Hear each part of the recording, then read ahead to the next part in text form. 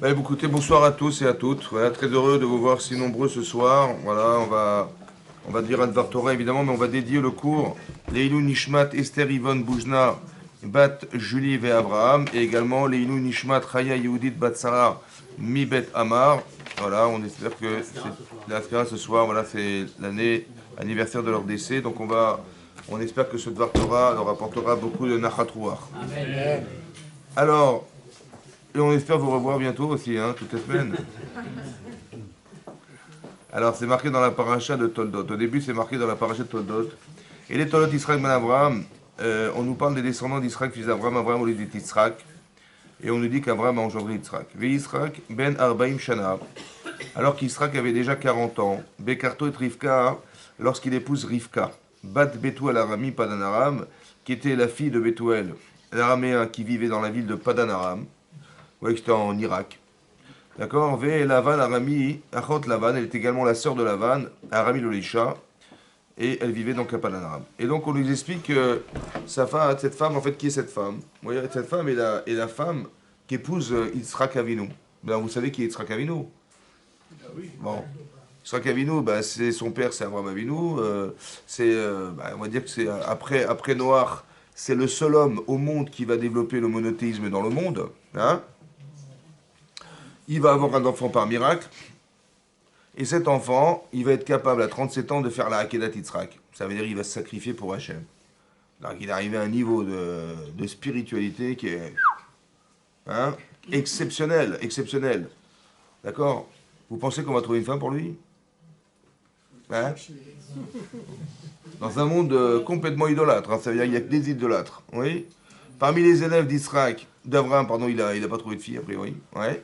Il va dans des déserts d'aller chercher dans sa famille. Mais bon, il va trouver qui, à votre avis? Il va trouver quoi? Quelle femme, quel style de femme il va trouver peut-être traditionnel, je sais pas. Où est-ce qu'il va trouver une femme capable d'arriver au niveau d'Israël Avinu, qui arrivait à faire la Hakedat Israël, hein? Et on a eu Rosh Hashanah par ça, et donc oui, il va trouver cette femme. Hein? Il va avoir du monde, mais elle a trouvé, hein, attention. Bon, en fait, cette femme, c'est qui? C'est Rivka. Maintenant, c'est qui son père? Razak ou Balour? Ben, c'est Bethuel. Bon, Rachid nous dit, mais pourquoi on a besoin de nous dire que c'était Bethuel? Mais on sait pertinemment, par Rachet et Sarah, on a bien vu que quand Eliezer il a trouvé la Rivka, il a été présenté à son père, qui était Bethuel. Il a rencontré son frère, qui était Lavan, et elle vivait à Padan Aram. Toutes ces informations étaient déjà connues depuis longtemps. D'accord. Pourquoi nous répéter ce qu'on savait déjà? D'accord. Maintenant, quand ça sonne, d'école Simcha. Mais non, pourquoi nous donner des informations qu'on connaissait déjà? On savait qu'elle était la fille de Bethuel, la sœur de Lavan. À quoi ça sert de nous répéter ce qu'on savait déjà? Rachid nous dit, en fait, pour nous louer cette femme, elle n'était pas à vendre, mais on la loue. Ouais. En fait, qu'est-ce qu'on dit sur elle? On dit d'elle qu'elle était la fille d'un rachat. Son père, c'est un rachat. Que son frère, Lavan, on sait combien il est rachat, Lavan, c'est un vrai rachat celui-là. Ouais. Et elle vivait dans une ville, Anche Racha, des habitants de la ville, c'était tous des Réchaïm. Ça va? Maintenant, qu'est-ce qu'elle va devenir, cette fille? L'environnement hostile à l'évolution d'une femme normale. Je veux dire, les gens, ils vivent dans les cités, s'ils sont des délinquants, ben, c'est normal, ils vivent parmi des Réchaïm, ou des délinquants, évidemment, ils vont sortir délinquants. Ouais. En fait, cette fille-là, elle est marquée dans Rachi, qu'on lui dit une louange exceptionnelle, que l'Olamda Mima ACM. Ça veut dire qu'elle n'a pas appris des actes ni de son père, ni de son frère, ni de la ville dans laquelle elle vivait. Vous imaginez la capacité de résistance qu'elle a, cette femme, ou pas? Donc pour arriver à résister à ça, il faut d'abord qu'elle soit lucide, qu'elle soit logique, qu'elle soit cohérente, qu'elle ait du bon sens, qu'elle sache ce qu'il fallait faire, et surtout pas copier son père, et pas copier son frère, et pas copier les autres. C'est ça, hein, c'est très difficile ce qu'elle a fait. Elle a fait preuve de quoi, à votre avis, pour arriver à ça? De résilience. De résilience, d'Irat Shamaïm, on va dire. Ouais, elle a dit non, mais je ne rentre pas dans ce jeu-là, ni dans la Vodazara, je ne suis pas idolâtre, ni dans tous les défauts humains qu'il pouvait y avoir dans cette société de l'époque. Elle a été très forte, elle a résisté à ça. Donc, mais quand on résiste à quelque chose, qu'est-ce qu'on fait en fait? À part le fait de résister. Vous savez ce qu'on fait? Non? On fait du ménage. Non. Ce qu'on fait, c'est comme ça. Vous avez des idées. Ça va? Vous avez bien réfléchi, mesdames. Vous avez bien réfléchi, messieurs. Vous avez des idéaux, etc. Ok, super. Maintenant, vous savez quoi? Le désir de faire, à l'époque j'imagine, idolâtrie, ou bien l'escroquerie, ou bien toutes les débauches qu'il pouvait y avoir, c'est très peu prenant, ouais. Et le vent, le courant que ça peut avoir sur soi, ça va sûrement balayer toutes les bonnes intentions qu'on avait derrière intellectuellement déjà développées, c'est vrai ou pas? Parce que la passion est toujours plus forte que la raison. D'accord? C'est vrai ou pas? Dites oui. Vous n'êtes pas d'accord? Mais non, normalement c'est comme ça, ouais. Quelqu'un il dit oui, je dis mais comment j'ai pu faire une bêtise pareille? Mais c'est toi qui l'as faite, comment tu peux t'étonner de la faire? C'est toi qui En fait tu t'étonnes parce que ce que tu désires est plus fort que ce que tu savais. Dites oui, dites oui. Non. Mais oui, c'est comme ça. Ouais, c'est comme ça, on dit ah mais comment j'ai fait une chose pareille? Mais t'es fou quoi, c'est toi qui l'as faite. Oui, parce que ce que je désirais était plus fort que ce que je savais. C'est ça. La passion est plus forte que la raison. Ça balaye des connaissances. Donc comment il faut faire pour arriver à contrecarrer une connaissance qui doit pouvoir contrecarrer une émotion? Comment vous faites, madame? Hein? Très bien. Donc vous savez qu'il y a une maladie en France qui s'appelle le prion. Vous connaissez le prophète Jacob? Non? C'est un microbe, ça s'appelle le prion, il s'appelle le prion. Mais ça, c'est un microbe. Non, on parle pas de ça, on parle pas de ça. On parle que. C'est vrai qu'il faut prier, vous avez raison, madame. Mais ce que je veux dire par là, c'est qu'il faut comprendre. Oui? Qu'il faut développer des notions qui soient des notions émotionnelles. C'est-à-dire, si vous ne devez pas voler, il faut que vous compreniez pourquoi. C'est pas la société qui va vous l'apprendre, c'est vous qui allez l'intégrer émotionnellement. Si vous ne voulez pas d'escroquer, etc., c'est pareil. Vous ne voulez pas mentir, il faut que vous ayez les émotions de ce que vous savez. Et cette émotion-là, elle va refouler l'émotion. Ça veut dire que je suis très désirante de, je sais pas moi, de voler ou de pas quoi. Ouais, mais derrière, j'ai cette conscience essentiellement profonde et comment dire, émotionnelle qui va refouler le désir. Il n'y a qu'un désir qui refoule un désir. C'est ça qu'on apprend ici. Et donc c'est ça qui lui a permis d'avoir la force de refouler le désir d'être comme son père ou comme son frère. À part ça, il faut savoir que naturellement, on veut ressembler à nos parents. De façon naturelle. On n'a pas d'autres références à la maison. Et donc on va dire, papa il a fait ça, mais je vais faire comme papa. Maman elle a fait ça, je vais faire comme maman. Mon frère il fait ça, mais il a raison, etc. Donc c'est la cellule familiale. Vous imaginez l'intelligence qu'elle a dû avoir pour se dire, mais ça se fait pas. Vous avez compris ce que je veux dire? Donc c'était une femme intelligente, c'était une femme qui avait, comment dire, qui avait des notions très fortes, qui était courageuse dans son combat. Combien elle a dû se battre à votre avis? Ça a été dur ou pas pour elle? Très très dur. Très très dur ou très très dur ou très très très très dur? Combien? Vous savez combien ça a été dur? Ça a été dur pour rejoindre Yitzhak Avinu. Vous avez compris? Elle a fait sa Hakeda elle en fait. Mais là écoutez-moi bien. Est-ce qu'elle a choisi son père? Non. Est-ce qu'elle a choisi son frère? Non. Est-ce qu'elle a choisi de vivre au Padanaram? Non. Qui c'est qui l'a mis là-bas? Qui c'est qui l'a fait naître là-bas? Dites qui, c'est qui? Hachem. Vous êtes sûr? Ouais, c'est Hachem. Mais alors qu'est-ce qu'il veut Hachem? Mais dites-moi, attendez, la femme d'Israël Avinu, elle aurait dû être à Jérusalem. Ben, je sais pas moi, avec un père qui me parle comme ça, et une grande qui parle. C'est ça, non? Non? Eh bien son père c'est un rachat. Mais comment ça fait qu'Hachem il l'a mis là-bas? Mais c'est pas là-bas qu'il fallait la mettre. Il fallait la mettre dans un endroit qui était plus propice à devenir une sadéquette. Hein? C'est ça ou pas? Non, non, non, non, non, il a mis là-bas. Comme il a... Mais c'est bizarre. Comme il a mis Moshe Rabbeinu à l'âge de 3 mois chez Monsieur Pharaon. Ça va? Sa mère était enceinte. Elle ne savait pas ce qu'elle avait. Elle accouche prématurément d'un enfant. Elle savait que le 9e mois de sa grossesse, on allait venir la chercher pour savoir ce qu'elle avait accouché. À l'époque, tous les garçons qui devaient naître devaient être condamnés. C'est ça qui se passait. Donc elle a eu un garçon, elle savait qu'il était condamné. Elle a dit je vais le garder 3 mois, 7, 8, 9e mois. Au bout du 9e mois, qu'est-ce qu'elle a fait? Elle a préparé un petit berceau, elle l'a mis dans son berceau et elle l'a jeté dans le Nil. Qui est-ce qui l'a récupéré? La fille de Pharaon. Et il a grandi dans le royaume de Pharaon. Donc il a grandi là-bas. Qu'est-ce qu'il va devenir cet enfant, à votre avis? Il a le confort d'être dans le royaume de Pharaon. Il est là où tout le monde aurait rêvé d'être. C'est vrai ou pas? Qu'est-ce qu'il va devenir cet enfant? Bah, il va devenir. Il sait qu'il a une carrière, il va devenir prince d'Égypte, roi d'Égypte. Il va suivre son cours. C'est comme ça que ça va se passer ou pas? Vous savez ce qu'il est devenu cet homme? Il est devenu l'homme qui était capable de nous donner la Torah sur le mont Sinaï, le seul homme qui a pu monter sur le mont Sinaï, qui nous a fait sortir d'Égypte, qui nous a fait vivre dans le désert. Mais comment c'est possible, cet homme-là, il a réussi à atteindre ça? Est-ce qu'il devait passer par ça pour arriver à ça? Il ne pouvait pas arriver autrement? Hein, il ne pourrait pas arriver autrement? Il pouvait ou pas? Dites non, dites non. Non. D'où je sais que non. Parce que si c'était vrai, jamais Hachem il aurait mis là-bas. Donc ça veut dire que quoi? Pour nous, l'enseignement premier qu'on tire de là, c'est quoi? Est-ce que je dois regretter d'avoir eu ses parents? Non. Non. Est-ce que j'aurais mes frères et sœurs catastrophiques? Je regrette. Est-ce que je regrette d'être né, je sais pas moi, là où j'habite? Comment ça se réfléchit alors? Je dis, le meilleur endroit du monde, c'était là. Le meilleur parent, c'était eux. Le meilleur truc, c'était eux. Pourquoi? Parce que peu importe qui sont tes parents, tu as forcément les capacités internes de pouvoir te construire à travers ses parents. Soit dans le bien, soit dans le moins bien. Vous avez vu qu'elle a un père rachat? Eh bien, elle va tirer des enseignements de ses erreurs pour être une femme exacte. Elle a vu son frère, c'est une catastrophe, elle va tirer des enseignements pour ne jamais ressembler à ça. Vous avez compris ce que je veux dire? Elle est devenue une tzadikette comme ça. Donc soit tu deviens tzaddik parce que tu te formes, soit tu deviens tzaddik à contrario de ce que tu dois vivre.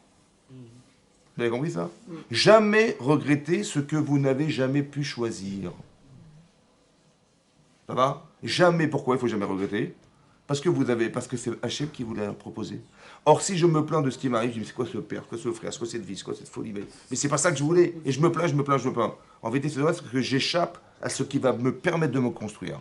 Alors que si je suis critique, je vais évacuer cette capacité à pouvoir me construire dans cet endroit. Je vais dans la critique et pas dans la capacité à observer ce que je pourrais devenir dedans. Vous avez compris ça? Vous avez compris ça? C'est jamais regretter ce que vous mettez. Vous pouvez regretter des choix. J'ai mal fait, j'ai mal agi, j'ai mal pensé, j'ai mal dit, ok. Mais jamais regretter ce que vous subissez. Jamais. Je suis né là-bas, ça veut dire qu'Hachem, il pense que c'est là que je dois m'épanouir. C'est tout. Après que vous vouliez vivre ailleurs, c'est parce que vous vivez là que vous avez envie de vivre ailleurs. Mais si c'était pas vrai, ça s'était passé comme vous aviez imaginé, vous, ça serait passé différemment. Et c'est pas ça qu'Hachem voulait. Il voulait construire de la conscience. Construire la conscience. Donc elle s'est battue très fortement pour atteindre le niveau de son mari, qui était Yitzhak Avinu. Bon. Qu'est-ce qui va se passer? Donc il va épouser cette femme. Donc c'est logique qu'il épouse ou pas? En fait, pourquoi c'est logique? Parce qu'elle a fait preuve d'Irat Shamaïm, cette femme. Et lui, sa capacité à pouvoir résister au mal, c'est ça, sa vertu principale à Yitzhak Avinu. Avram Avinu, il s'est construit par le chesed, c'est-à-dire par le contact aux autres. Il était bienveillant, il était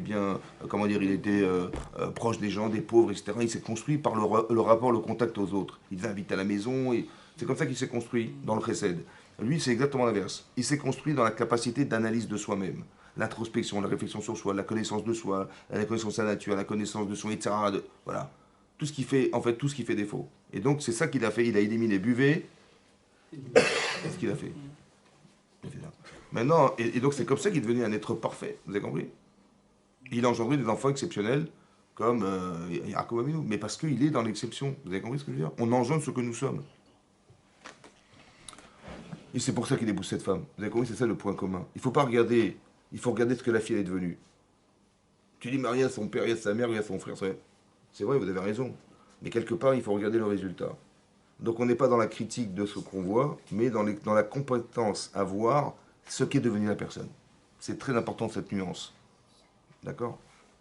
Parce qu'en général, on voit l'environnement. Ouais, ça ressemble à quoi ce truc-là? Ouais. Et non. T'as raison.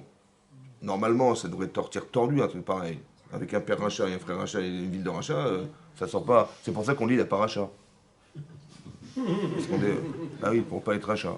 Maintenant, qu'est-ce qui va épouser cette femme? Ok. Vayetar Yitzhak Lachem Lenocha Rishto qui a carré. Qu'est-ce qui va se passer au bout de 20 ans de mariage? Ils n'ont toujours pas d'enfants. Donc qu'est-ce qui se passe? Yitzhak, il va prier. Ouais. Lenocha Rishto, en présence de sa femme. Pourquoi? Qui a carré parce qu'elle était stérile. C'est une femme qui ne pouvait pas avoir d'enfant, elle n'avait pas d'enfant. Mais Yehatar, ça veut dire qu'il a prié de toutes ses forces. Et c'est marqué Vaya Aterlo. Ça vous rappelle quelque chose? Vaya Aterlo. Ouais. Hachem lui a répondu à lui. Ouais.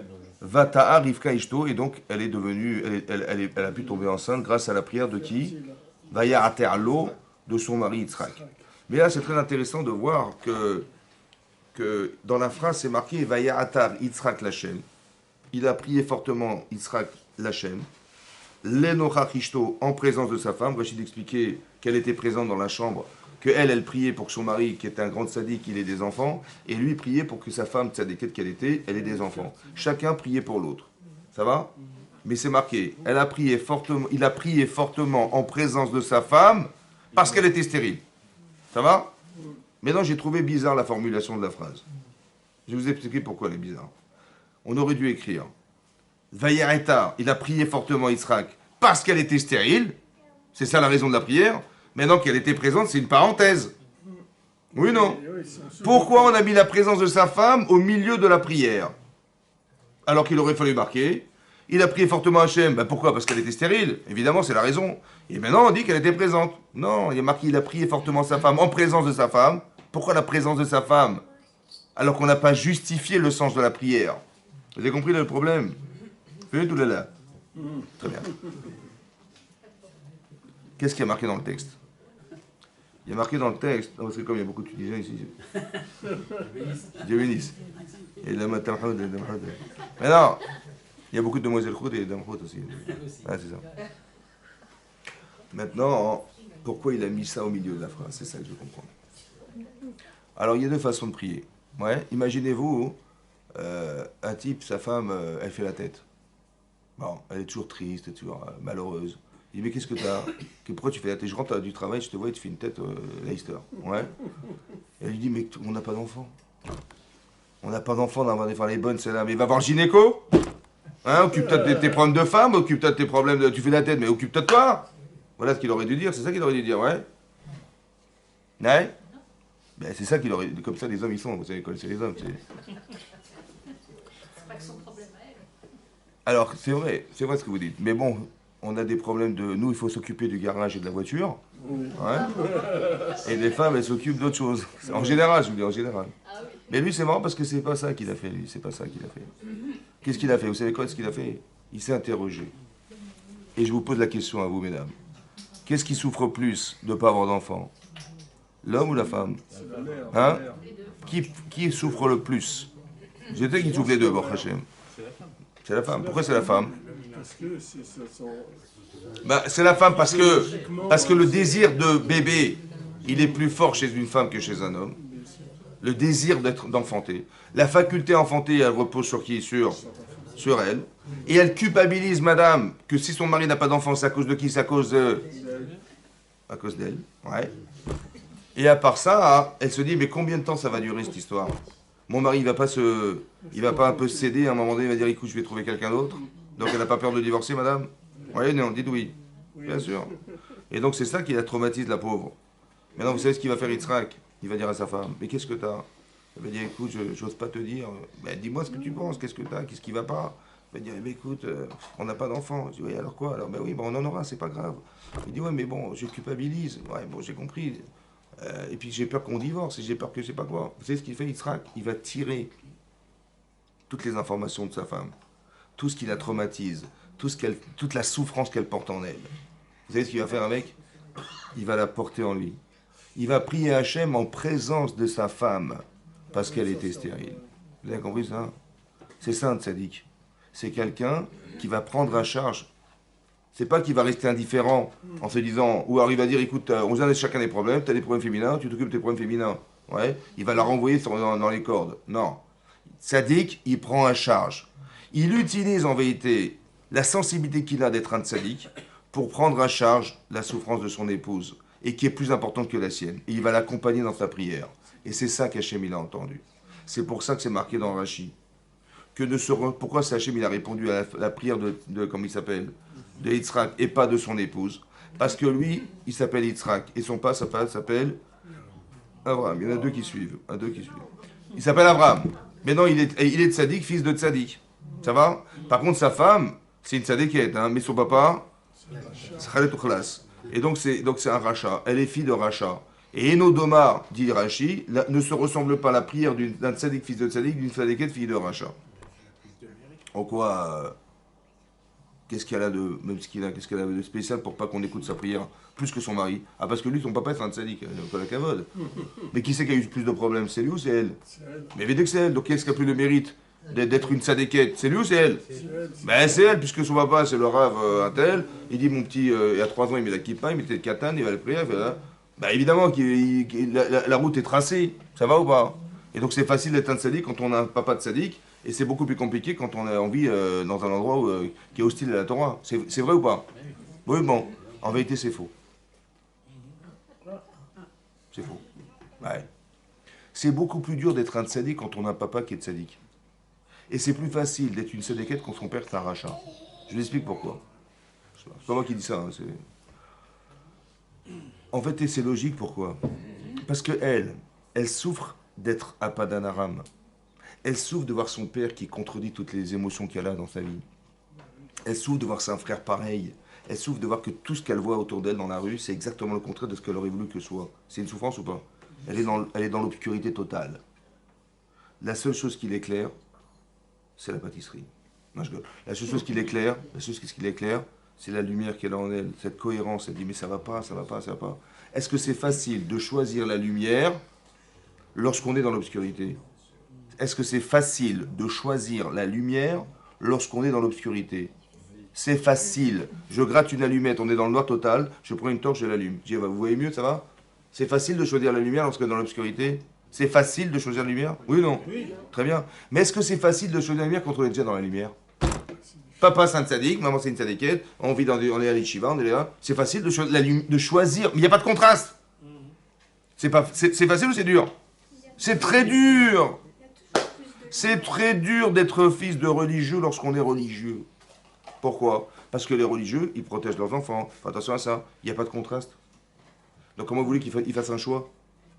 Se construire, c'est faire un choix. Mais est-ce qu'il a pu faire un choix dans sa vie? Dites non. Non.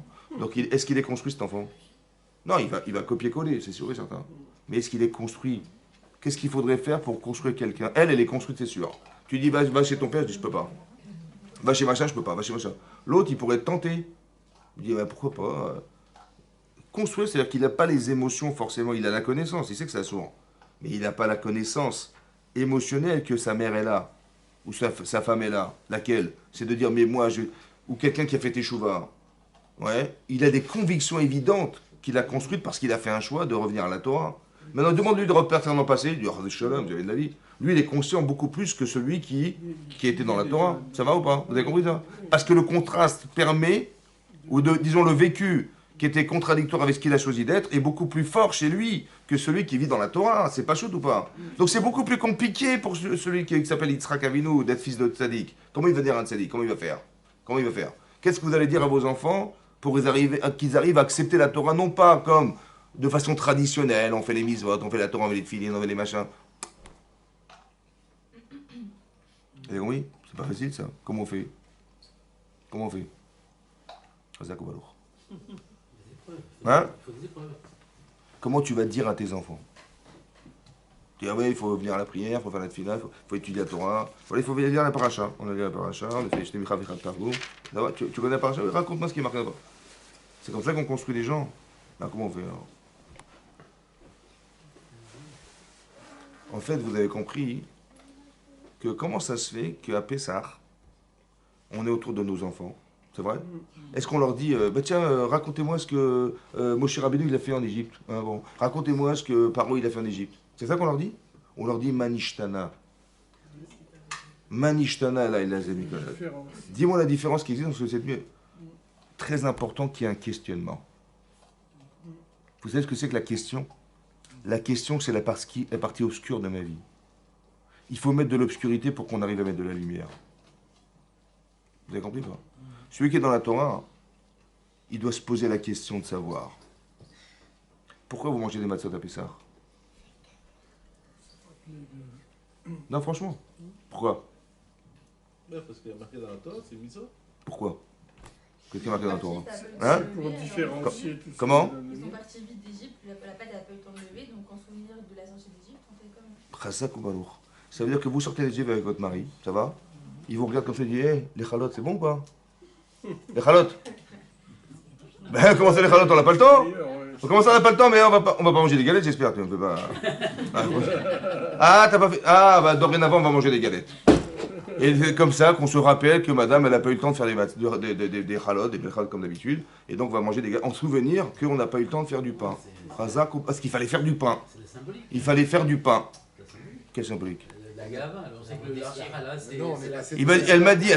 Elle m'a dit que parce qu'on n'a pas eu le temps de faire du pain. Bah, j'écoute ce qu'elle a dit. Hein. Est-ce que c'est cohérent, ça? Qu'est-ce qui a marqué dans la Torah? Est-ce que, sincèrement, vous pensez qu'on n'a pas eu le temps de manger du pain? C'est pour ça qu'on a mangé des galettes. Et on va se rappeler qu'à l'époque... Et ça, c'est une mitzvah, ça. C'est une mitzvah, ça. Ça va ou pas? Si tu crois que franchement, tu crois que c'est ça? On se trouvait dans la situation de l'époque. Non mais on est passé de l'état à l'esprit. Attendez, je vais vous expliquer un truc. Est-ce que la Torah existait avant la création du monde? Hein? Elle existait ou pas?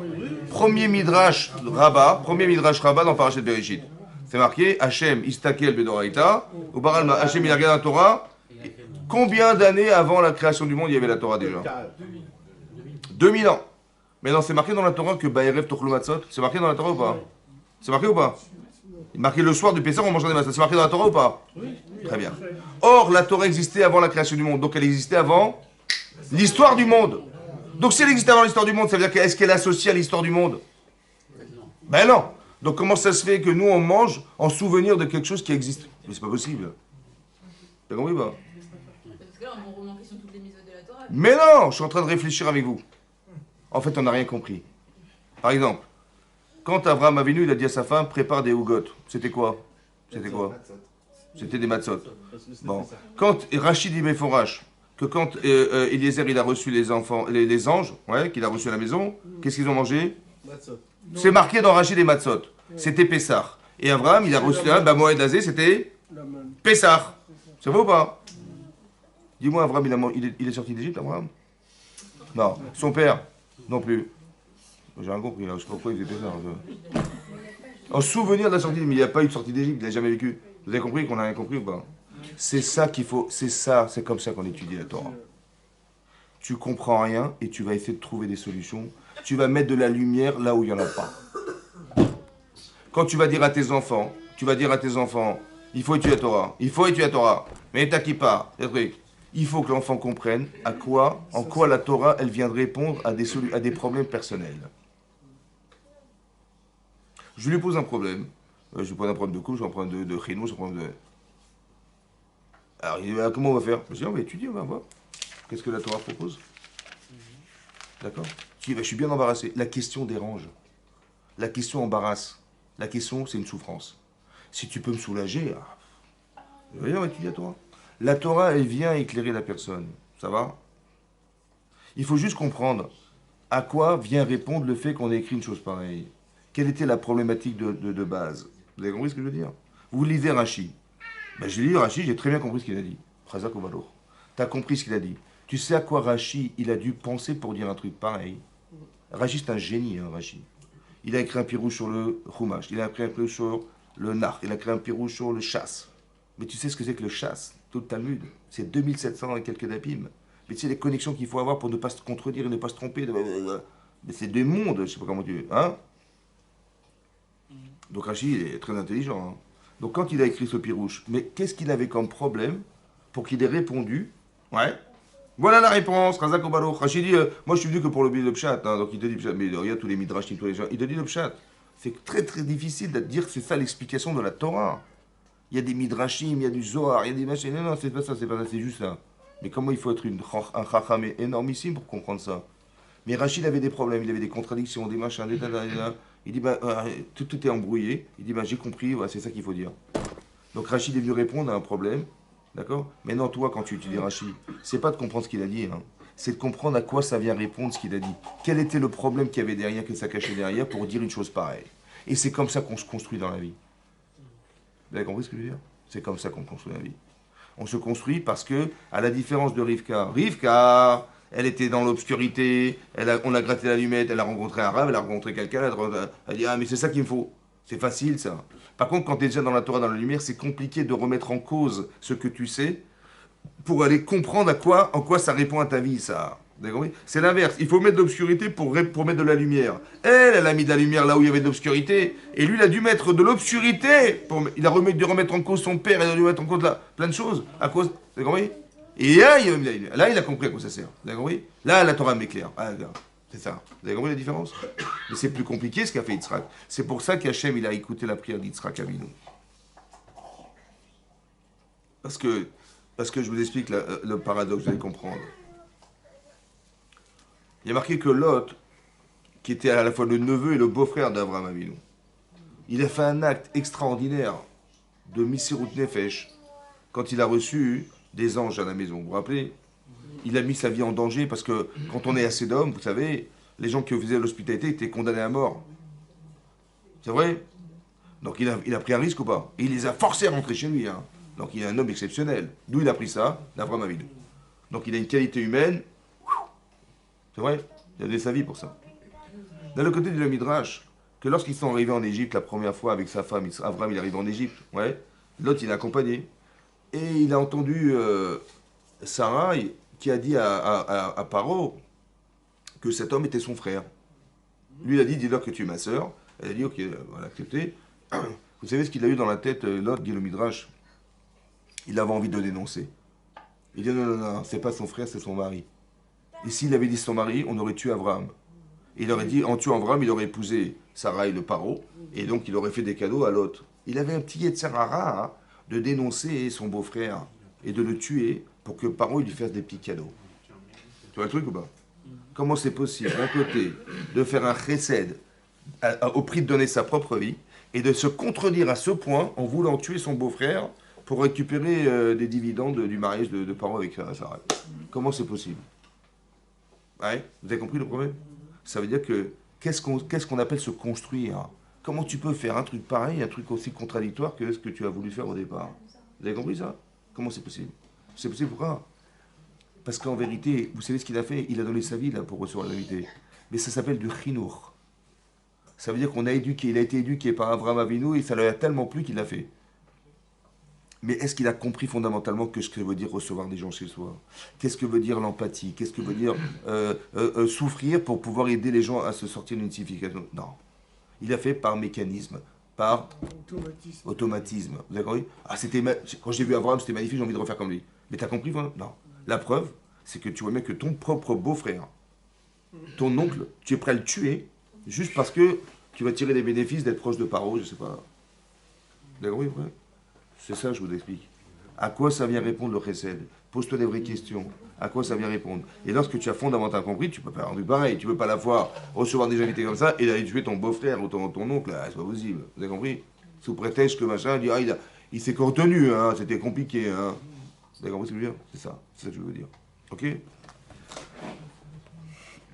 Ok, donc c'est ça, c'est Yitzhak Avinu. C'est ça la différence. Ouais, c'est qu'il est dans la souffrance de l'autre. Il n'est pas dans ses... disons qu'il est impliqué en tant que mari dans la vie de sa femme et pas complètement désintéressé de ce qui se passe autour de lui. J'ai pensé à un autre truc à vous dire. C'est comme ça. Il y a marqué que Yitzhak était le fils d'Abraham et que Rivka était la fille de Bethuel. Elle a tiré des leçons des erreurs de son père. Mais en vérité, Yitzhak, il a tiré aussi des leçons des erreurs de son père. Et c'est pour ça qu'il intervient comme ça ici. Quelle était l'erreur d'Abraham Avinu?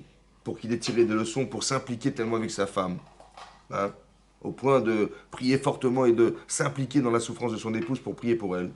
Ouais, d'où ça sort ça? En fait, c'est marqué dans la paracha de Lech Lecha.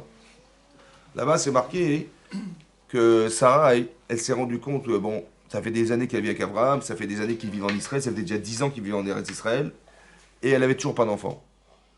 Vous savez ce qu'elle a fait? Elle avait une très grande élève qui s'appelait Agar, qui était la princesse de Paro, la princesse d'Égypte, qui était la fille de Pharaon. Ouais. Et quand elle est arrivée en Égypte, Sarai avec Abraham, et Paro, il a vu cette femme exceptionnelle et cet homme exceptionnel qui était Abraham, il a dit, mais écoute, tu n'as rien à faire chez moi, ton éducation, tu vas la passer chez Sarai et Abraham. Voilà. Et donc elle a dit, écoute, prends tes valises et va-t'en, et va là-bas. Elle est devenue l'élève de Sarai. Et cette élève était tellement performante et tellement de sa déquête, elle a dit, elle n'avait pas d'enfant. Qu'est-ce qu'elle a dit? Ce que toutes les femmes font en général. Hein. Elle a dit, quand j'ai pas d'enfant, qu'est-ce que je fais? Ben, je téléphone à ma copine, je lui dis, écoute, tu veux pas épouser mon mari? Ça te dit ou pas? Hein? Et une femme, elle fait ça, une femme? Moi non plus. Mais c'est ce qu'elle a fait, elle.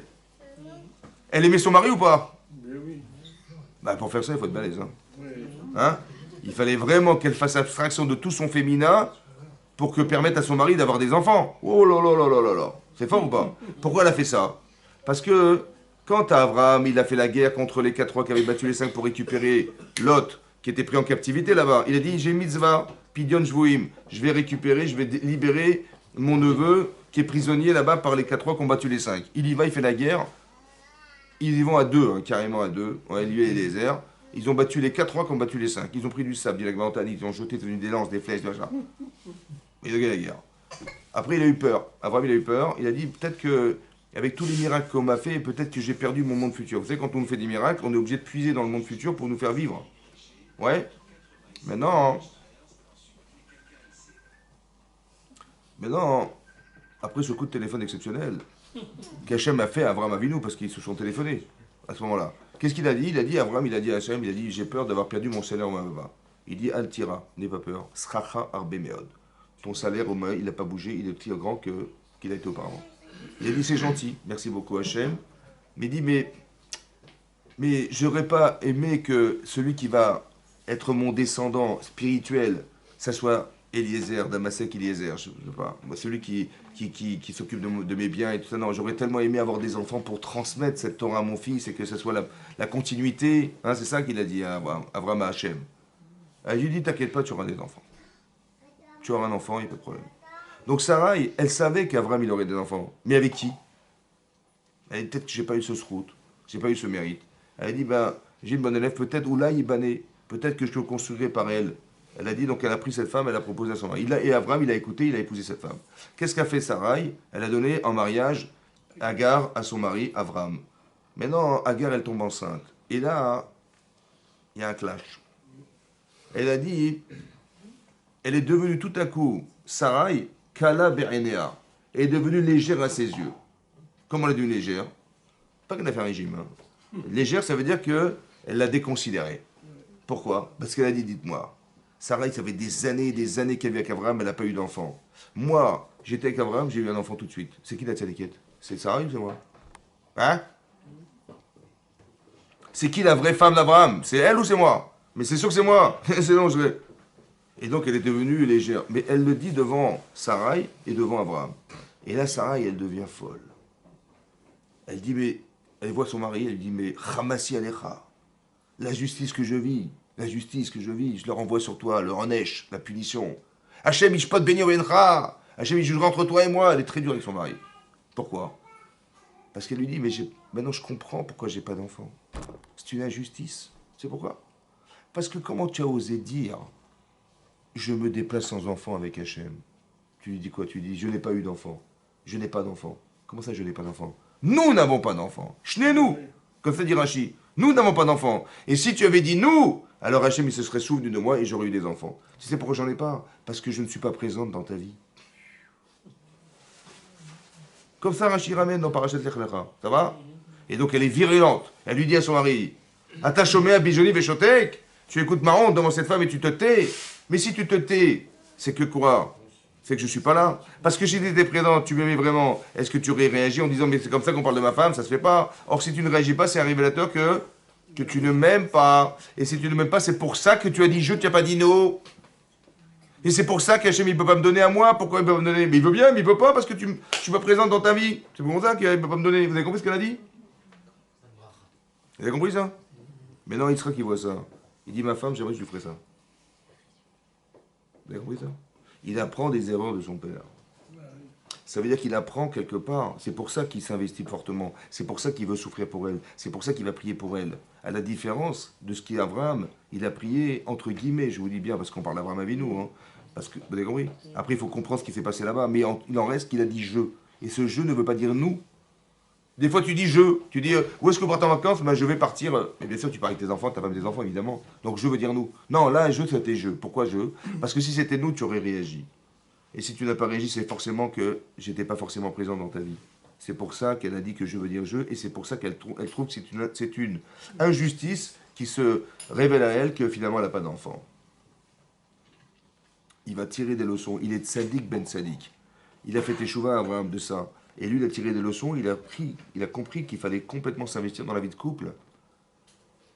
Et que c'est ça, ouais, parce qu'il est fils de tzaddik, alors il a compris ça, et c'est pour ça qu'il a réagi. Vous avez compris ce qui se passe? Et c'est comme ça que sa femme tombe enceinte. Parce qu'ils sont un vrai couple. Ils vivent ensemble.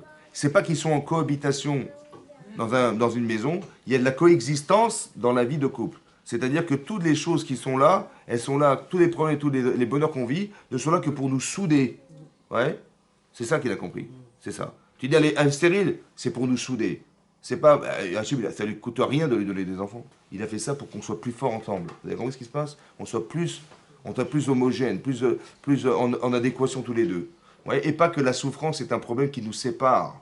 À l'inverse de ce qu'on pourrait croire. C'est l'inverse qui se passe, ça qui est marqué dans la Torah. C'est l'inverse qui se passe. Ça nous soude. Vous avez compris? Ça nous soude. C'est ce qui est marqué là. Qu'est-ce qui va se passer? Elle tombe enceinte.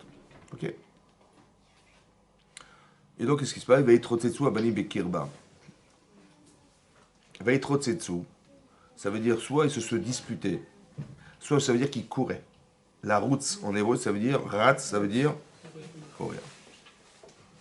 Ça veut dire quoi qu'il courait? Ça veut dire que quand elle passait d'Irachi dans une maison d'un centre d'études, parce qu'à l'époque il y avait la yeshiva de Shem Ve'ever, eh ben l'enfant il poussait pour sortir, et quand il passait devant une maison d'idolâtrie, il poussait pour sortir. Elle avait des souffrances horribles. Et donc elle interroge ses amis, ouais, quand ça explique les commentaires dans la Torah autour de le Ramban, etc., elle souffrait tellement qu'elle a dit mais c'est pas normal ce qui m'arrive. Et je ne sais pas, est-ce que c'est normal ce qui m'arrive? Je veux dire, c'est sa première grossesse, elle va consulter ses amis, il dit mais jamais de la vie, on n'a jamais eu un truc pareil. Et donc elle souffre de ça, ça va?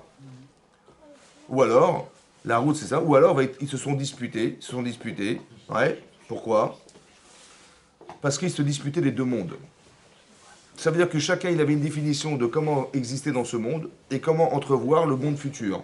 Marloquette, une discussion entre les deux, ça va? Maintenant, est-ce qu'il peut y avoir, est-ce que, à votre avis, est-ce que un enfant dans le ventre de sa mère, il a du Yetzer Hara?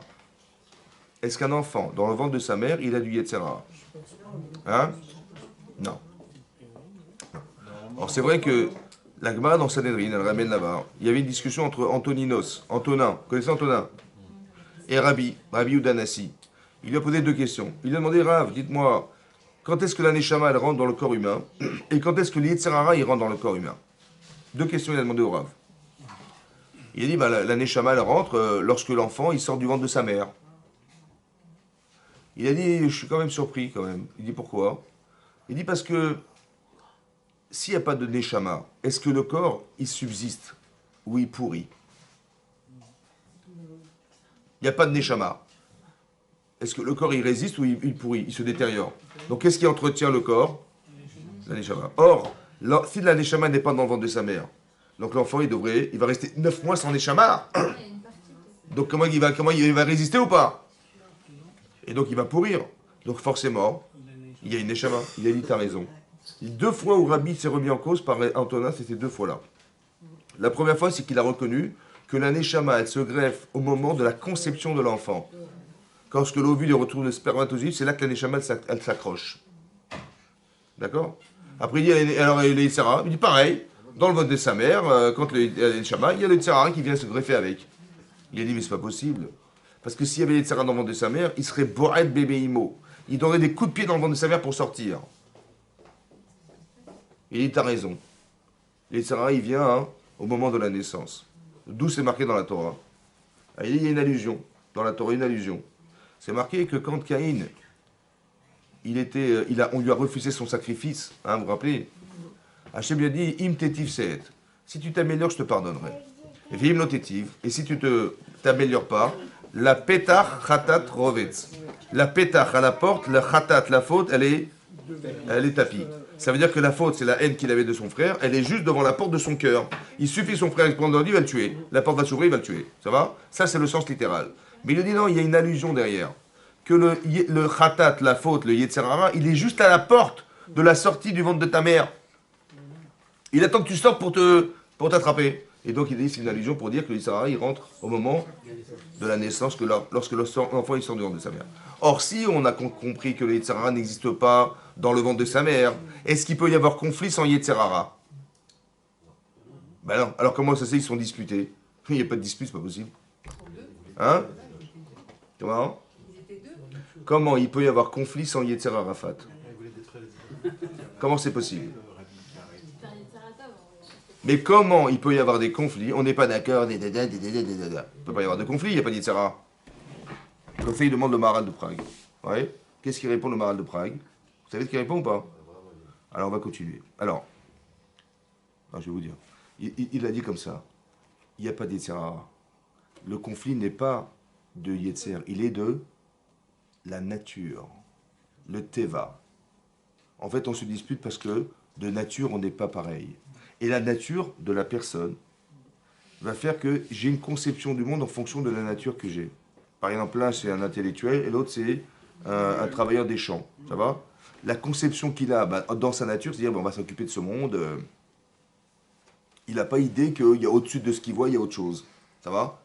Par exemple, comprendre la différence de nature. Quand une femme, elle sort du travail, elle est fatiguée. Bon. Mais elle sait qu'elle a son mari, qu'elle doit faire à manger, elle s'occupe des enfants, d'accord? Elle fait la vaisselle, elle s'occupe des enfants. Donc quand elle sort de là, elle s'occupe des enfants, elle fait la vaisselle, elle fait les devoirs, elle les machins, elle prépare à manger. Bon, mais son mari, où est-ce qu'il est, son mari? Ben, il est sur le canapé. Il est sur le canapé, il est là. Et il est en train de lire l'équipe. Parce qu'il y a la Coupe du Monde. Il a été chez le coiffeur, parce que c'est la Coupe du Monde. Et il est en train de lire le journal. Et sa femme, elle est comme une folle. Il dit, mais il est fou ce type-là ou quoi? Attends, je suis en train de faire de sel. Et ça va brûler. Et j'ai les gosses. Et machin. Et bon, et elle le voit comme ça. Il dit, mais tu peux pas te bouger. Tu vois pas que je suis débordé. Il lui regarde comme ça, il ferme le journal. Mais tu m'as rien dit. Elle est bonne celle-là. Elle est bonne celle-là. Mais moi tu me dis, mais je viens tout de suite. Mais tu me dis rien, moi je croyais que tu te débrouillais toute seule. C'est ça ou pas? C'est ça qu'on va lourd. Mais non, pourquoi il est flemmard à ce point de ne pas voir sa femme débordée comme ça, hein? Alors écoutez-moi, la réponse, elle dit, mais il m'aime pas. Et de quoi? Non, t'as rien compris. De nature, l'homme, il est créé de Adama. Ça va? La Adama. Je suis fatigué. Mais non, il n'est pas forcément associatif. Pourquoi? Parce que c'est marqué dans la Torah. Un jour, on t'aura. C'est marqué comme ça. En vérité, Adam Arishon, Adam, c'est quoi Adam? Comment ça se traduit Adam? Adam. Adam. L'homme. Mais c'est bien vrai parce que quand on lui a présenté sa femme, il l'appelait comment sa femme? Isha. Et il a dit pourquoi elle s'appelle Isha? Parce que Mi-Ish Lukachazot, elle était prise de Ish. Mais tu t'appelles pas Ish, toi, tu t'appelles Adam. Alors elle était dans son dos, en fait. En vérité, Adam, c'est la composition des deux êtres, masculin et féminin. C'est pas Adam, le monsieur, il vient et on va prendre la femme de sa côte. Non. Elle n'a pas été créée de la côte, la femme, elle a été créée de... Marqué Tsela. C'est quoi le Tsela? C'est le côté de l'homme. C'est pas la côte de l'homme. Et le côté, c'est laquelle donnait dos à dos à son mari. Mais non, lui, il avait conscience qu'il avait une femme dans son dos ou pas? Non. Parce qu'Hachem lui a dit, bah écoute, tu vas nommer les animaux. Il a dit, ok, pas de problème. Il a nommé. Il a vu qu'il y avait dans chaque animal, il y avait du mâle et de la femelle. Il a dit, mais moi, j'ai pas de femelle. Alors Hachem, il a endormi, il a décollé sa partie féminine, il lui a dit, voilà, c'est ça ta femelle. Donc il avait conscience de sa femme ou pas? Mais elle avait conscience qu'elle existait avec lui ou pas? Dites oui, dites oui. Ouais, oui. Pourquoi? Qu'est-ce que ça prend de là? Que la femme est associée, elle le sait. Mais lui ne sait pas qu'il est associé à elle. C'est pour ça qu'il est sur le canapé. C'est la bonne excuse. Hein, c'est pas la bonne excuse. C'est la nature. Maintenant, quand j'ai compris la nature de mon mari, il n'est pas associé, qu'est-ce que je fais? Je vais m'énerver? Non, je vais dire, je dis, ah, mais il m'aime pas.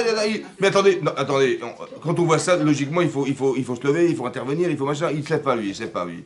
Alors, donc, il m'aime ou il m'aime pas? Mais il m'aime pas, c'est sûr qu'il m'aime pas. S'il m'aimait Hélène, il se serait levé ou pas? Bien sûr qu'il serait levé. Donc, j'en déduis que s'il ne s'est pas levé, c'est qu'il m'aime pas. En fait, c'est faux.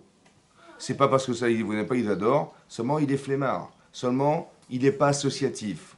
Alors, quand je sais ça, je vais m'énerver? Non. Je vais dire, il est pas... Donc je vais l'associer, je dis, mon chéri, ça serait bien que tu m'aides. Il dit, pas de problème, tu viens. Et au fur et à mesure, il va commencer à le comprendre sans qu'on ait besoin de lui dire. On va changer sa nature. Le conflit. Nous, on dit, mais il y a des tsarara. Parce qu'elle va croire qu'il fait exprès, parce que normalement, il faut venir aider sa femme, et s'il ne fait pas, c'est qu'il ne m'aime pas, lui, mais pas du tout, mais tu me mens, c'est pas possible, tu te levé. On s'engueulait. En vérité, on n'a pas dit tsarara en vérité. C'est simplement qu'on n'a pas compris la nature de l'autre. Vous avez compris ce que je veux dire? C'est un exemple que je vous donne, mais il y en a des millions comme ça. C'est simplement qu'on n'a pas compris que l'autre, elle n'est pas de même nature que soi. Par exemple, un type, ouais, est-ce qu'il va s'acheter une bague avec un petit solitaire? Hein? Il dit, ah, je rêve de ça. Bon, mais elle rêve que de ça, ouais.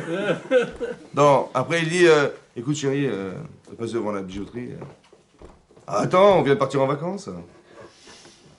Et puis, tu sais quoi? Hey, il y en a pour 10 000 euros, moi 10 000 euros, je mets dans une voiture, hein, je suis désolé. Ah bah franchement, c'est stupide. C'est vrai ou pas? Bon, au bout de 10 ans, elle a convaincu, quoi. C'est marqué dans le Midrash Rabbah, c'est marqué dans la Gemara dans le Shabbat, que lorsqu'on était dans le désert, on vous rappelle dans le désert, il pleuvait de la manne. Dit le Midrash Rabbah et la Gemara dans le Shabbat, il pleuvait des bijoux. Et donc les filles, elles disaient, ça va, je suis belle, ça va. Maintenant, pourquoi il pleuvait des bijoux quand il pleuvait de la manne? Pourquoi il pleuvait pas des bijoux à 12h30? Et à 17h, il pleuvait des bijoux. Bon. Au moment où il tombait de la manne, il tombait des bijoux. C'est pas normal. Vous avez compris la question? Pourquoi à ce moment-là, à votre avis? Parce que pour une femme, c'est vital, autant que de manger, d'être belle. Vous avez compris? C'est vrai Tov ou c'est Fora? C'est vrai Tov, évidemment. Donc c'est ça qui se passe. Et donc il tombait de la manne, il tombait de la manne, il tombait des bijoux. Parce que c'est vital. C'est pour ça que ça tombait au même moment. Mais dans les types, ils croient que c'est pas vital. Ils croient que c'est pas important. Mais c'est sa nature qui lui fait dire que. Mais elle, de nature, elle n'est pas comme ça. Alors je respecte la nature. Il n'y a pas de Yetzer Hara. Il dit, mon mari ne pense pas à moi, il m'achète jamais de cadeaux, mais c'est pas sa nature. Donc quand tu le sais, tu n'as pas besoin de t'énerver. Vous avez compris? Le conflit, il n'y a pas de Yetzer Hara. C'est que naturellement, on n'est pas de même nature. Vous avez compris? On n'est pas fait pour être. Donc il faut adapter la nature de l'un par rapport à la nature. C'est ça le travail, en fait, ici. C'est ça, le conflit entre Yaakov. Yaakov, c'est un intellectuel.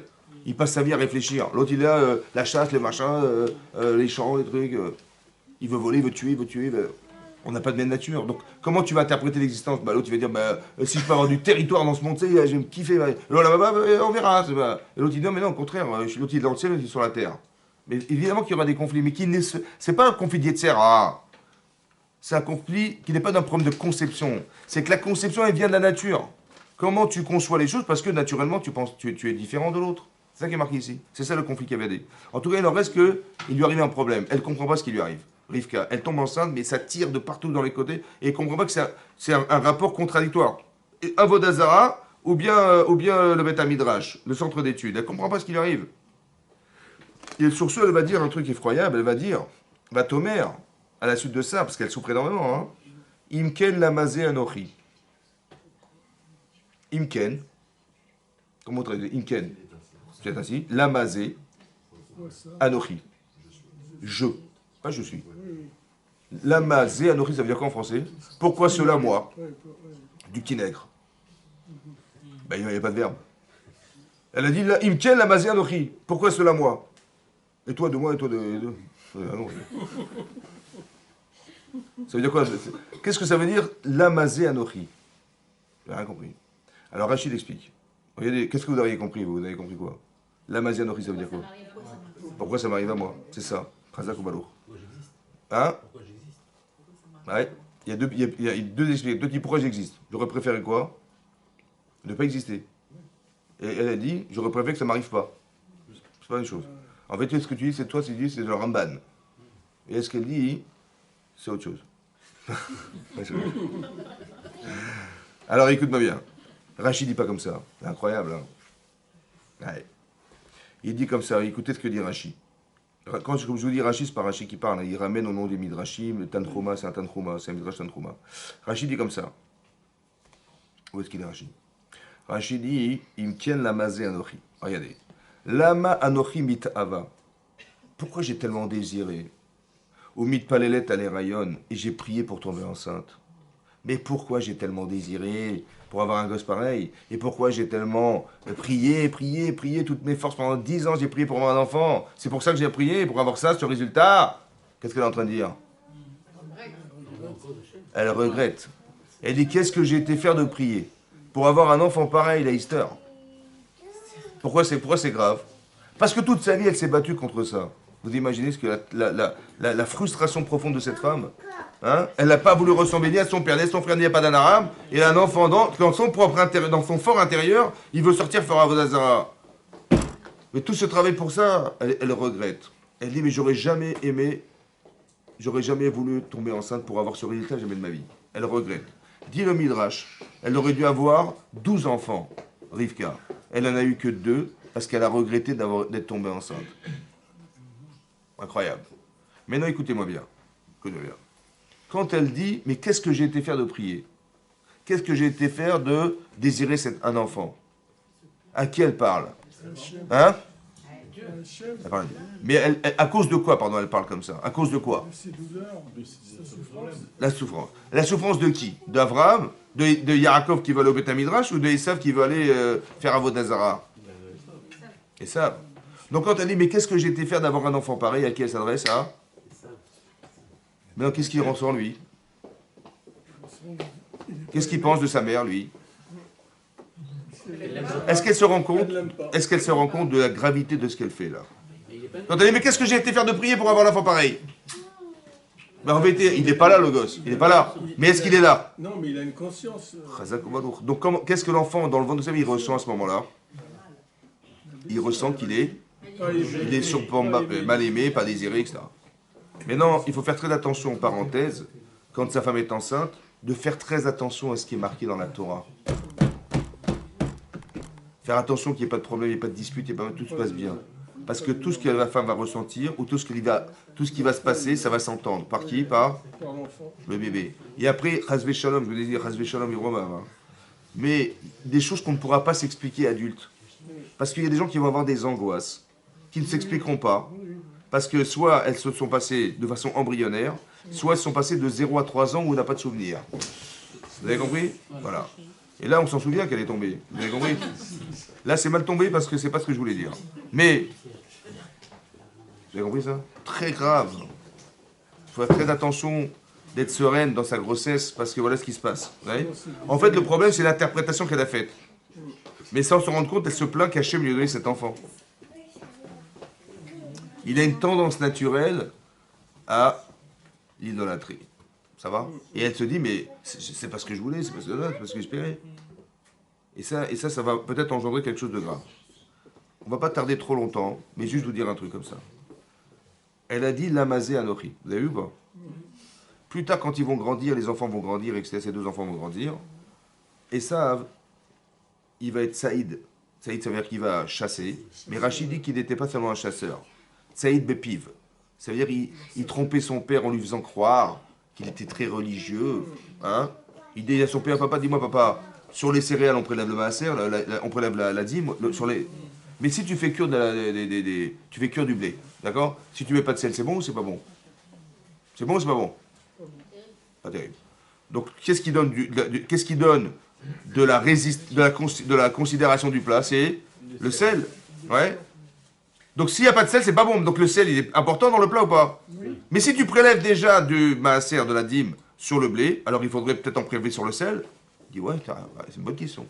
Saïd Bepiv. C'est-à-dire qu'il vient faire croire à son père qu'il s'intéresse à la Torah, alors qu'en vérité, il s'en fiche complètement. En vérité, il voulait quoi? Il voulait être proche de son père. Pourquoi? Parce qu'étant le Bechor, il va recevoir le Bechor, l'aîné. Il va recevoir la bracha de l'aîné. Et donc, il va gagner il va aller tuer Nimrod pour les piller son argent. Il va à la fois, il récupère le bras de son père. Donc, il est gagné sur les deux tableaux. Saïd Bepiv, il était chasseur dans sa bouche, il faisait croire. Ça va? Qu'est-ce qui va se passer? Il s'en fout de la Torah, lui. Donc, qu'est-ce qui va se passer? Il va grandir, il va commencer à décliner. Mais non, son frère Yaakov, il voit que son frère, il fait des avérotes. Il arrive Aïef, fatigué. Ouais. Et là, il voit qu'il a préparé un plat de lentilles. D'où on sait qu'il était des lentilles? D'où on sait parce qu'il est marqué Adom Azé. Il n'a pas dit donne-moi ton plat de lentilles, il a dit donne-moi ce qui est rouge. Pourquoi il a dit rouge et pas le lentilles? Parce qu'il n'a pas vu les lentilles, il a vu les rougeurs. Et lui, il était. Quelle couleur il était lui? Rouge. Ça veut dire que sa nature, elle le pousse à voir du rouge. Il a pas dit tiens, tu as préparé un plat de lentilles, donne-moi ce plat de lentilles. Il n'a pas dit lentilles, il a dit rouge. Rouge. Vous avez compris? Pourquoi rouge? Parce qu'il est rouge. Il est rouge. Maintenant, il a dit allez, Aïtenina, jette-moi dans ma bouche. Après, il dit écoute, pas de problème. Tiens bien ouvert ta bouche comme ça, bouge pas. Très bien. Il a pris la photo. Il a dit écoute, je suis prêt à te donner ça, mais à condition que tu me vends ton droit d'aînesse. Et il a dit mais quel droit j'ai d'avoir. Qu'est-ce que ça me donne comme droit d'être un aîné? Ouais. Il a dit bah écoute, c'est simple.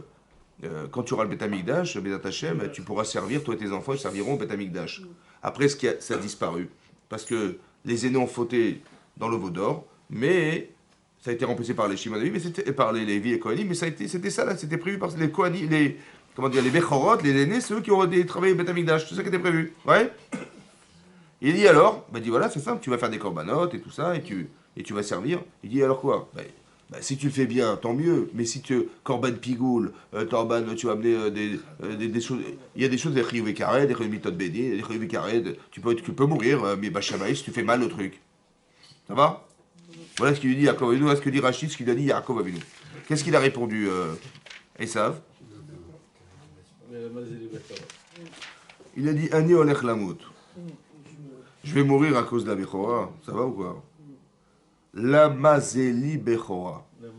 La mazeli Bechora. Qui c'est qui a dit ça? La mazeli. Sa mère, elle a dit la mazé Anochi. Et l'enfant, il a dit la mazé li Bechora. Juste que le hadi se remplace par le li. Mais c'est incroyable ou pas?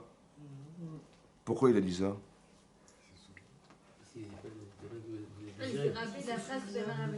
Mais vous vous rendez compte ou pas là? Vous vous rendez compte ou pas? Est-ce que vous vous rendez compte de ce qu'il a fait? Il a rejeté la Torah sous prétexte qu'il allait risquer d'en mourir. À quoi ça me sert d'être dans la Gdusha si c'est pour mourir avec? Et il a dit la mazeli bechora. Sa mère elle a dit la mali, la mazé anochi. Ça veut dire que vous vous rendez compte que l'influence qu'on peut avoir sur, vous avez compris l'influence qu'on peut avoir? Qu'un enfant il peut chasvé shalom rejeter la Torah parce qu'on lui a montré qu'il n'avait rien à faire chez nous. Parce qu'on n'a pas donné cette affection qu'il aurait dû avoir. On lui a dit, mais si j'avais su, j'aurais préféré que ne pas tomber enceinte. Vous avez compris ça? Et donc il va avoir un rejet spirituel parce qu'on n'a pas donné, on n'a pas donné de l'affection, ce qu'il fallait. Vous avez compris? C'est très important ce qui est marqué là. Pour ça qu'il faut être une vraie mère pour ses enfants. Vous avez compris? Une vraie mère. Je disais Esther Yvonne Batboujna et comment elle s'appelle? Et ben oui, c'était Chaya Yehudit Miriam Bat Sarah. C'est ça une maman en vérité. Vous avez compris? Et les mamans qu'on a, ben, c'est des mamans qui sont proches de nous, qui sont très affectives, qui sont très. Et c'est pour ça qu'on est là pour faire l'ascara ce soir de ces femmes, parce qu'on doit se rappeler toujours de nos mamans, qu'elles ont été toujours proches de nous, etc. À l'inverse de ce qu'on pourrait, Radvé Shalom, envisager, de se sentir rejeté, de se sentir inexistant, de se sentir pas voulu, pas désiré. C'est grave. Et donc c'est l'inverse qu'il faut faire. Il faut donner tout l'amour qu'on a. D'où on tire ça? Vous savez d'où on tire ça? Comme ça, peut-être. Ça reste entre nous. Hein. On dit de Sarah, vous vous rappelez Sarah? Elle avait 127 ans. Oui. Donc on nous résume sa vie. Elle était tzadéket à 100 comme à 20, et elle était belle à 20 comme à 7. Ok. Maintenant, Rachid dit, Yu Chaye Sarah, et toutes ces années-là étaient Shamim et Tova. Elles étaient toutes équivalentes pour le Tov. C'est quoi le Tov? Pour le bien. Toute sa vie, elle a eu du Tov. Bon. C'est vrai qu'elle n'a pas eu d'enfant pendant 90 ans. Bon.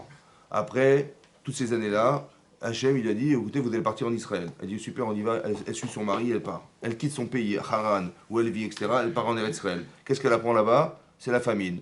On va pas. Est-ce qu'on reste? On reste pas. On va crever. On va mourir de faim et de soif. On y reste ou pas? Bon, il dit, bon, on va partir. Ok. Bon. Finalement, il ne faut pas rester en Israël. Après, ils partent en Égypte. Bon, son mari voit sa femme, il dit, mais dis-moi, t'es pas un peu trop belle, là, franchement, là? Non, mais on va arriver en Égypte. Mais qu'est-ce qu'ils vont faire? Bah, les Égyptiens, à la douane, ils vont voir que t'es belle. Ils vont dire, ah, ça, c'est pour le roi, ça. Oh là là, c'est pour le roi, ça. Et donc, si tu leur dis que je suis ton mari, ils vont me tuer. Donc, je t'en prie, dis-leur que tu es ma sœur. Donc, elle va risquer de mourir et son mari aussi. Et donc, elle est obligée de sauver son mari à ce moment-là. Après, elle arrive chez Paro, elle a failli être abusée par Pharaon. Je sais pas, vous voyez le truc. Après, elle sort de là-bas. Ils partent. Après, elle n'a toujours pas d'enfant. Après, elle dit, bon, ben, je vais donner ma servante pour avoir des enfants. Et finalement, elle se moque d'elle. Après, elle se dispute avec son mari. Après, catastrophe. Ouais. Et à la fin, finalement, elle meurt de crise cardiaque en apprenant que son fils, il a été sacrifié par son mari. Voilà, elle a une vie franchement extraordinaire. Non, franchement. Qu'on aurait tous rêvé d'avoir. C'est quoi les Tovas? Oui. Tu dis toutes ces années, les Tovas. Quel Tova? Hein? 127 ans. Pas mal. Mais c'était précoce pour l'époque. Bon. 175 ans, son mari. Maintenant, comment que vous avez compris les Juifs du 12e arrondissement de Paris? Et où la Tova?